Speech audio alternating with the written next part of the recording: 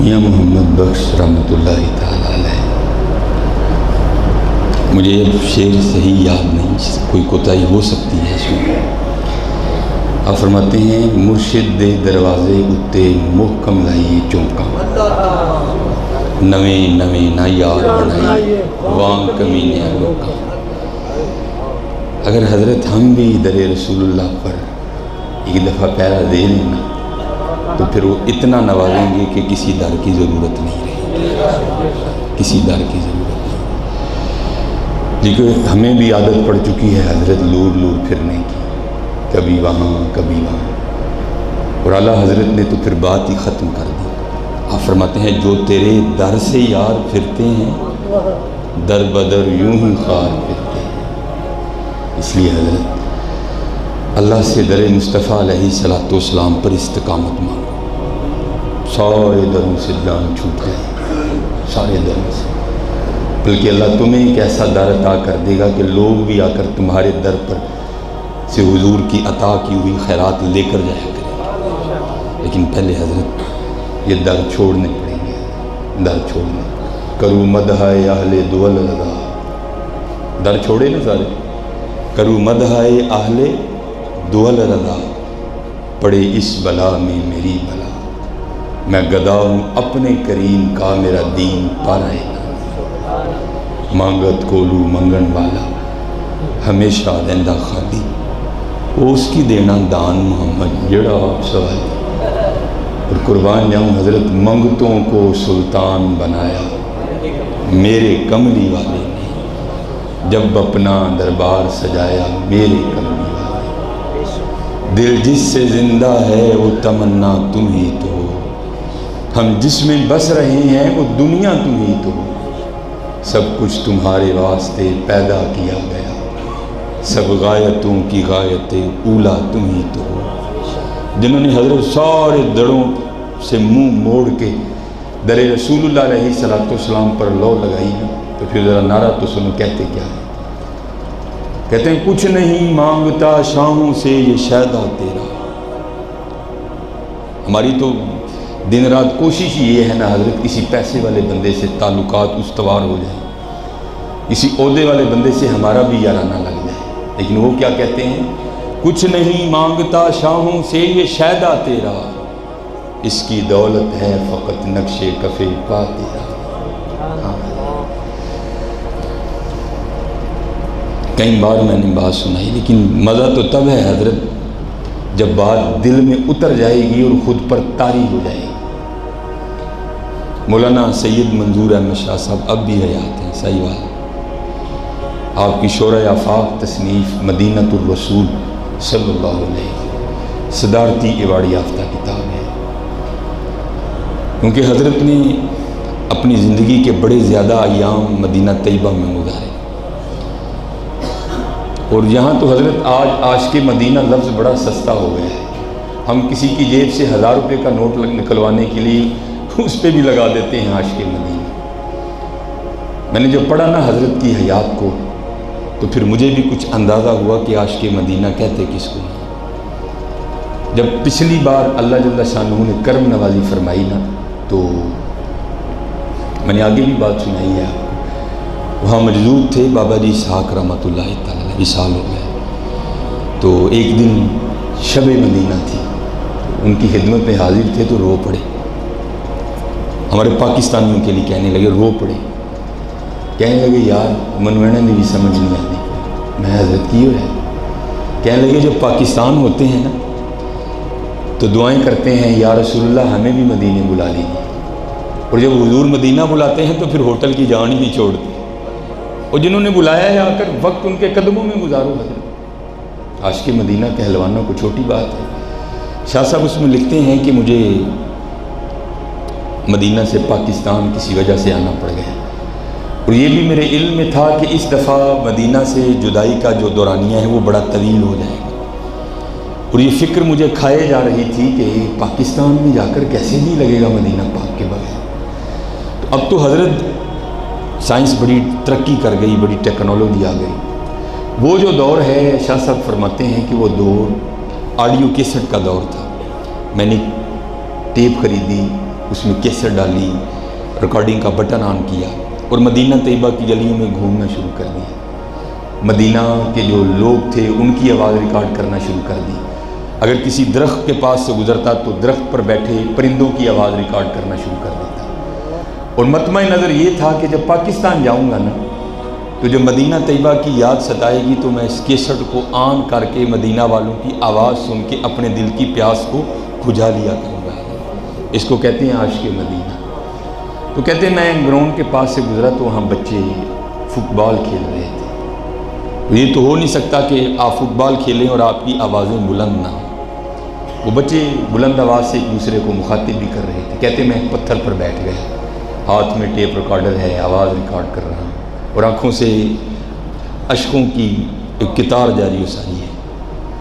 ان بچوں نے ایک دو بار دیکھا، مجھے اگنور کیا، لیکن جب انہوں نے مجھے مسلسل روتے دیکھا نا تو بچے آ کر کہتے ہیں یا شیخ انت مجنون، او بابا جی تھی کتے دیوانے تو نہیں ہو؟ کہتے میں نے ان سے کہا بیٹا تم میری دیوانگی کو نہیں سمجھو، کیونکہ تمہیں تو یہ نعمت میسر ہے نا، ہمیں تو کبھی کبھی ملتی ہے۔ تو کہتے ان بچوں سے باتیں چل نکلی تو میں نے بڑی محبت کر کے میں نے مدینہ پاک کے بچوں سے کہا تو بیٹا اس طرح کرو میرے ساتھ پاکستان چلو۔ بچے تھے تو کہتے ہیں شیخ کیا ہے تیرے پاکستان میں کہ ہم مدینہ چھوڑ کر پاکستان چلیں تیرے ساتھ؟ تو مولانا منظور احمد شاہ صاحب کہتے ہیں میں نے بچوں سے کہا بیٹا ہمارے پاکستان میں نخلستان ہے، باغ ہیں بڑے بڑے، وہاں نہریں ہیں، وہاں بڑے سرسبز و شاداب پہاڑ ہیں، اور سب سے بڑی بات یہ ہے کہ جو پاکستان والے ہیں نا وہ تم مدینہ والوں سے بڑی محبت کرتے ہیں۔ تو کہتے جب میں نے ان بچوں کو یہ کہا نا تو ان بچوں نے آگے سے مجھے کیا جواب دیا، کہتے ہیں اوش بابا جی تم کہتے ہو کہ تمہارے پاکستان میں نخلستان بڑے ہیں، تم کہتے ہو کہ تمہارے پاکستان میں نہریں بڑی ہیں، تم کہتے ہو کہ تمہارے پاکستان میں بڑے سرسبز و شاداب پہاڑ ہیں، اور بابا یہ تو بتاؤ کیا تمہارے پاکستان میں گنبد خضرا ہے؟ کیا تمہارے پاکستان میں رسول اللہ علیہ السلام کا مزار مبارک ہے؟ کیا تمہارے پاکستان میں مزار ابو بکر ہے؟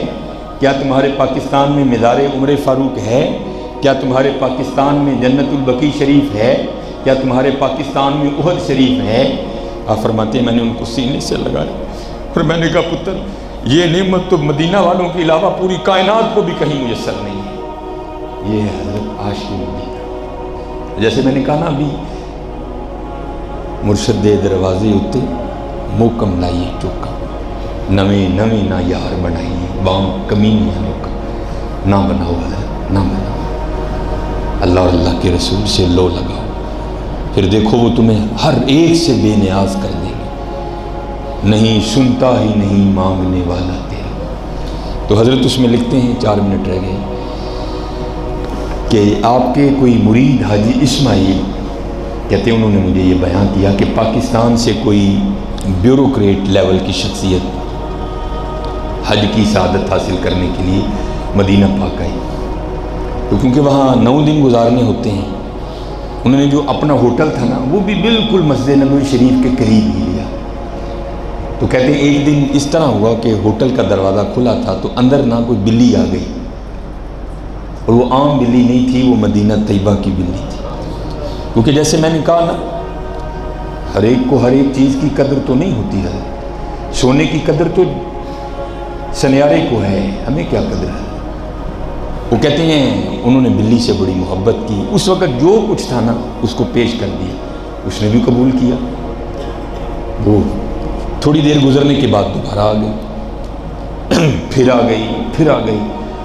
اب جب اس نے محبت میں پختگی دکھائی تو ادھر سے بھی محبت بڑی کہ جو کچھ تھا ہم نے اسے ترک کر کے نا بازار جا کر جو اسپیشل پروڈکٹس بنی ہوتی ہیں نا ان کے لیے وہ لانی شروع کر دی۔ اب بس 8 دن گزر گئے حضور کی بلی کے ساتھ۔ کہتے ہیں محبت اس قدر زیادہ بڑھ گئی کہ جب پاکستان جانے کا وقت قریب آیا تو دل میں یہ خواہش مچلی کہ کیوں نہ اس طرح ہو کہ اس بلی کو بھی ساتھ ہی لے جائیں، شہر رسول اللہ علیہ السلام کی بلی۔ سیاسی شخصیت تھی حضرت، PIA سے بھی جناب قاضی کارروائی ہوئی، بڑا بہترین سا پنجرہ تیار کروایا گیا، سعودی حکومت سے بھی اجازت دی کہ عین وقت کو رکھنا ہی نہ ڈال دے۔ اب جانے والوں کو پتہ ہے کہ آنے سے پہلے معجہ شریف میں حاضر ہو کر الوداعی سلام پیش کیا جاتا ہے۔ وہ کہتے ہیں وہ بھی حاضر ہوئے، الوداعی سلام پیش کیا، پیش کر کے باب البقیع شریف سے باہر نکلے، نیند نے غلبہ کیا، وہاں ہی مسجد نبوی شریف کی دیوار کے ساتھ ٹیک لگا کر سو گئے۔ یہ آنکھیں بند ہوئی تو اندر کی کھل گئی، خود کو بارگاہ مصطفیٰ علیہ السلام میں کھڑا پایا۔ حضور نے دعاؤں سے نوازا اور ارشاد فرمایا، وہ حاجی جیسے تو خیریت سے آیا ہے نا، میں اللہ کے حضور تیرے لیے دعا کرتا ہوں اللہ تجھے خیریت سے لے بھی جائے۔ ہاں ایک کام کرنا، میری بلی نہ لے کر جانا۔ کیا کرنا؟ میری بلی نہ لے کر جانا۔ مولانا منظور احمد شاہ صاحب حیات ہیں، مدینۃ الرسول میں لکھتے ہیں کہ انہوں نے خواب ہی میں بارگاہ مصطفیٰ علیہ السلام نے عرض کی، یا رسول اللہ علیہ السلام آپ مجھے اجازت مرحمت فرما دیں کہ میں بلی لے جاؤں۔ تو آگے سے حضور نبی کریم علیہ السلام نے ارشاد فرمایا، میں تجھے کس طرح اجازت دے دوں بلی لے جانے کی؟ 2 راتیں بیت گئیں، بلی ساری رات باہر بیٹھی روتی رہتی ہے اور ساتھ عرض کرتی ہے، حضور کرم فرمائیں مدینہ چھوٹ رہا ہے۔ حضرت اگر تو بلیاں بھی بارگاہ مصطفیٰ میں جا کر اپنی عرضی پیش کریں تو وہ تو بلیوں کو بھی اتنا نوازا کرتے ہیں۔ اگر تم صدق دل سے سچے ہو کر حضور نبی کریم علیہ السلام کی بارگاہ میں استغاثہ پیش کرو گے تو خود تصور کرو پھر وہ تمہیں کتنا زیادہ نوازے۔ وما علینا الا البلاغ المبین۔ علم حاصل کرو، کردار لے کر آؤ۔ حضرت سب سے جو بڑی بات ہے نا وہ یہ ہے ہم نے کردار نہیں رہا۔ کردار 10 روپے کے نوٹ کے لیے حضرت ہم خود کو بدل دیتے ہیں، 10 روپے کے نوٹ کے لیے ہم خود کو بدل دیتے ہیں۔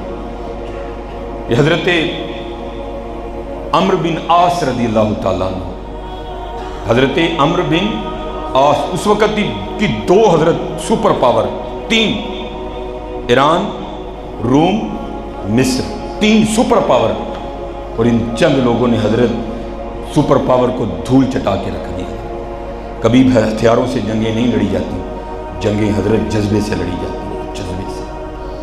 جب حضرت عمرو بن عاص نے مصر فتح کیا نا تو جو مصر کا بادشاہ تھا نا حضرت اس کا تاج نہیں مل رہا تھا۔ بتانے لگا ہوں کردار کس کو کہتے ہیں، اس کا تاج نہیں مل رہا تھا، کیونکہ آپ نے مال غنیمت امیر المومنین حضرت سیدنا عمر بن خطاب رضی اللہ تعالیٰ عنہ کو مدینہ روانہ کرنا تھا اور ساتھ اس کی لسٹ بھی بھیجنی تھی کہ فلاں فلاں چیز ہے۔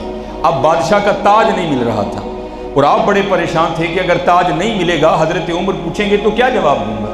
اب آپ بڑی پریشانی سے ٹہل رہے ہیں، تاج کی خبر ہی نہیں، تاج کہاں سے لایا جائے۔ تو تاریخ لکھتی ہے کہ حضرت ایک گھڑ سوار جس نے اپنے امامے کے شملے سے اپنے چہرے کو چھپا رکھا تھا، وہ آیا اور آ کر حضرت اس نے مصر کے بادشاہ کا تاج نکالا اور مال غنیمت کے ڈھیر کے اوپر رکھ دیا۔ قیمتی ترین تاج، ہیروں سے جڑا ہوا تاج، کوئی بات نہیں کی، کوئی معاملہ نہیں کیا، حضرت تاج رکھ کے وہ واپس چل پڑا۔ حضرت عمرو بن عاص کہتے ہیں میں نے دیکھا تو اس کے کپڑوں کو لا تعداد پیوند لگے تھے، اس کی جوتی کا تسمہ ٹوٹا ہوا تھا، یہ اس کی غربت کا عالم تھا۔ اگر وہ نہ تاج دیتا تو مجھے کیا پتا تھا تاج کس کے پاس ہے، میں تاج کہاں سے لا سکتا تھا، لیکن اس نے اتنی غربت ہونے کے باوجود بھی مصر کے بادشاہ کا تاج لوٹا دیا۔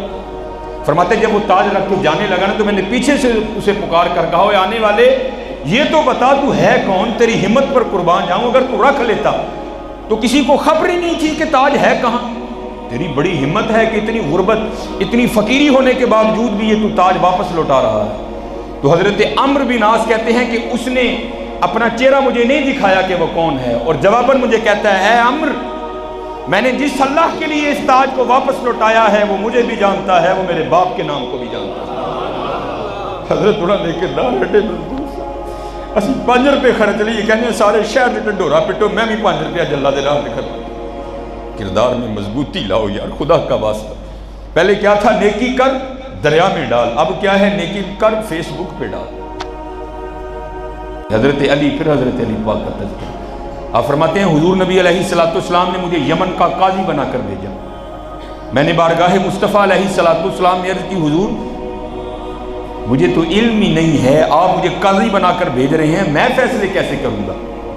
تو حضرت علی پاک فرماتے ہیں حضور نے اپنا دایاں دستے مبارک میرے سینے پہ رکھا اور میں نے حضور کے اس دستے مبارک کی ٹھنڈک کو اپنے سینے میں محسوس کیا، اور پھر حضرت علی فرماتے ہیں کوئی ایسا فیصلہ تھا ہی نہیں جو علی نہ کر سکا۔ ہاں حضرت وہ جو حضرت نے پڑھی نا، میں نے نہیں ان سے پڑھوائی۔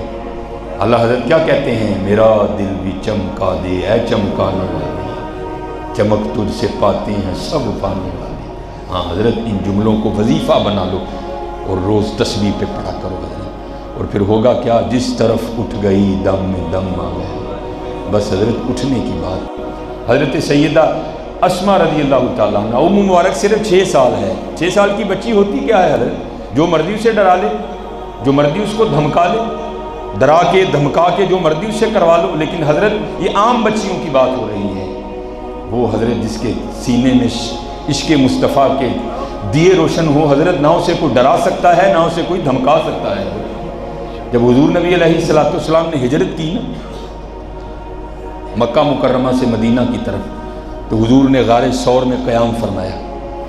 کفار نے پیچھا کیا لیکن اللہ کے رنگ تھے، حضرت ابوبکر صدیق رضی اللہ تعالیٰ عنہ نے حضور کو کاندھوں پہ اٹھا لیا۔ پہلے 2 بندوں کے قدموں کے نشان تھے، ایک کے رہ گئے، وہ پریشان ہو گئے۔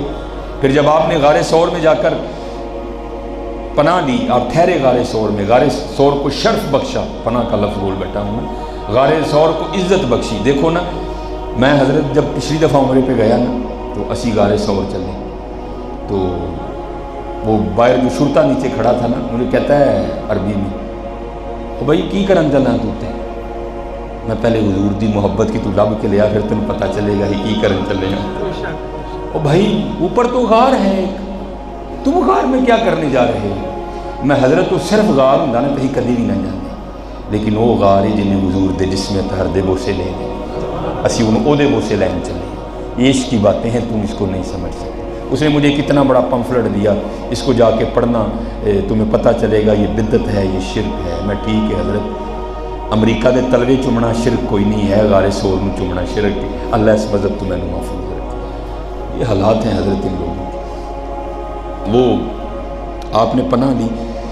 حضرت اسما رضی اللہ تعالیٰ عنہ حضور نبی علیہ السلام اور اپنے والد محترم حضرت سیدنا ابو بکر صدیق رضی اللہ تعالیٰ عنہ کو کھانا دینے جایا کرتے تھے۔ کسی نے دیکھ لیا، اس نے مخبری کر دی، ابو جہل کو بتایا اس نے جا کر۔ اب جناب ابو جہل نے صبح کا انتظار کیا، صبح ہوئی نا تو پھر فور حضرت ابو بکر صدیق رضی اللہ تعالیٰ عنہ کے دروازے پہ آیا، آگے اس نے دستک دی، اللہ کی کرنی تھی، دروازہ بھی سیدہ اسما رضی اللہ تعالیٰ عنہ نے کھولا۔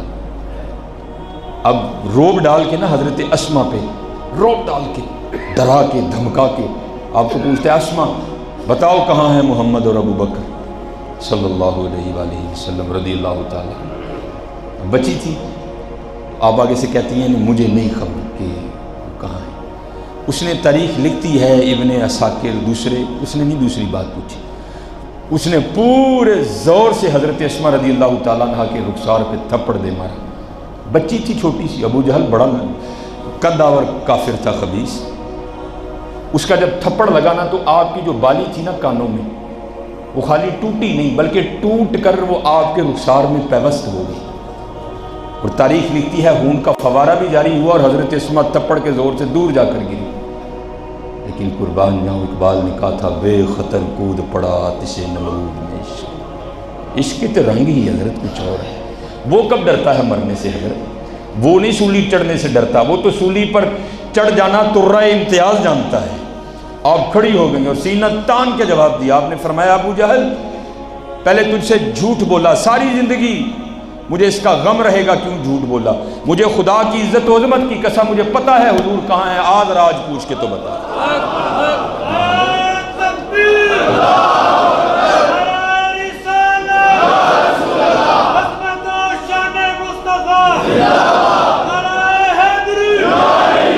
ہاں ذرا آج پوچھ کے تو بتا۔ آج دیکھتے ہیں کہ کفر میں زیادہ طاقت ہے یا اس کے مصطفیٰ میں زور زیادہ ہے۔ ابو جہل رو اٹھا تھا، اور یہ کل کی بچی ابو جہل کو کہتی ہے پوچھ کر تو بتاؤ۔ اس لیے حضرت جو ہم نے کرنا تھا ہم نے نہیں کیا، اور جو ہم نے نہیں کرنا تھا ہم نے وہ کر دیا۔ اس لیے حضرت انفارمیشن ٹیکنالوجی اپنے بچوں کے اندر یہ بات ڈالو، اتر پڑھو۔ میں یونیورسٹی میں جاتا ہوں نا، بچے پڑھنے کوئی نہیں آتے حضرت، بچے رٹا لانا آتے ہیں۔ میں لیکچر دیتا ہوں نا، یہ میں ممبر شریف پہ بیٹھا ہوں، مجھے اس دن بچیاں کہنے لگیں وہ سر آپ اتنے کیوں سیریس ہو جاتے ہیں لیکچر کے لیے، وہ ہم نے پاس ہو ہی جانا ہے۔ میں لگتا ہے بچیاں دار، اس لیے حضرت اپنے بچوں کے اندر یہ بات ڈالو، پڑھنا ہے پڑھنا ہے۔ اور حضرت علی کے حوالے سے بھی حضرت کہہ رہے تھے، میں ایک ہی بات کہا کرتا ہوں، میں یہ جب سڑکوں پہ نکلتا ہوں نا، یونیورسٹیوں کے باہر لگا ہوتا ہے جناب کینیڈا میں تعلیم حاصل کرنے کا بڑا اعلیٰ موقع، جناب آسٹریلیا میں تعلیم حاصل کرنے کا بڑا اعلیٰ موقع، تو میں حضرت دیکھ کے نا اس بورڈ کو سوچ میں پڑ جاتا ہوں۔ ایک دن میرے ایک دوست پروفیسر ہیں، میں UMT کے باہر بورڈ لگا تھا، میں کھلو کے نا اینو این کر کے دیکھا، وہ میرے کاندھے پہ ہاتھ رکھ کے کہتے ہیں آپ سب کیوں پریشان؟ میں یار بات ہی پریشانی والی ہے۔ کہتے ہیں یار سامنے لکھا ہے کینیڈا میں تعلیم کا اعلیٰ موقع، آسٹریلیا میں تعلیم کا اعلیٰ موقع، تو اس میں پریشانی والی بات کون سی ہے؟ میں حضرت جی جنہاں دے کول علی ہوئے انہوں نے پھر کینیڈا پڑھنے جانا پڑے، جن کے پاس علی ہو ان کو پھر آسٹریلیا پڑھنے جانا پڑے۔